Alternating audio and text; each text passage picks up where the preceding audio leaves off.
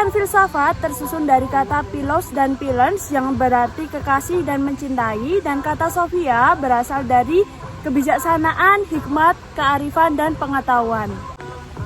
Dengan demikian, filosofia secara harfiah berarti mencintai kebijaksanaan, mencintai hikmat, dan mencintai pengetahuan. Cinta memiliki arti yang luas, sedangkan kebijaksanaan memiliki arti yang bermacam-macam yang berbeda satu sama lainnya. Pancasila dapat digolongkan sebagai filsafat dalam arti produk dan pandangan hidup.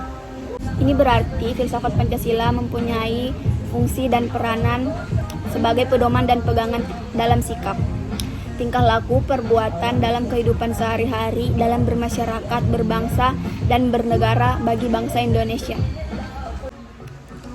Selanjutnya adalah karakteristik filsafat Pancasila.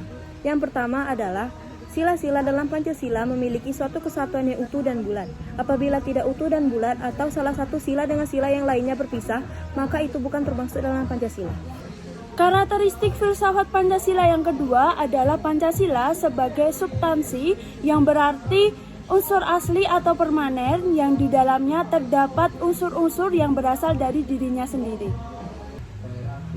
Karakteristik filsafat Pancasila yang terakhir yaitu Pancasila sebagai realita yang artinya ada pada dalam diri manusia, Indonesia, dan bermasyarakat sebagai suatu kenyataan hidup bangsa yang tumbuh, hidup, dan berkembang dalam kehidupan sehari-hari. Prinsip filsafat Pancasila yang pertama yaitu kausa material yang diambil dari nilai dan norma sosial budaya bangsa Indonesia sendiri, bukan dari bangsa yang lain. Prinsip filsafat Pancasila yang kedua yaitu kuasa formalis yang isinya Pancasila tercantum secara resmi di dalam Undang-Undang Dasar 1945 yang artinya Pancasila menjadikan keberadaannya resmi atau formal sebab memenuhi syarat kebenaran. Hubungan antara Pancasila dan Undang-Undang Dasar menjadi salah satu prinsip Pancasila di Indonesia. Filsafat Pancasila yang ketiga yaitu kausa efisiensi. Kausa efisiensi rumusannya sama dengan bangsa ini. Kausa efisiensi artinya penetapan yang telah dilakukan oleh BPUPKI dan PPKI dalam merancang dan merumuskan Pancasila sebagai dasar negara Indonesia. Dalam KBBI efisiensi artinya ketetapan cara, usaha, dan kerja dalam menjalankan sesuatu dengan tidak membuang waktu, tenaga, dan biaya.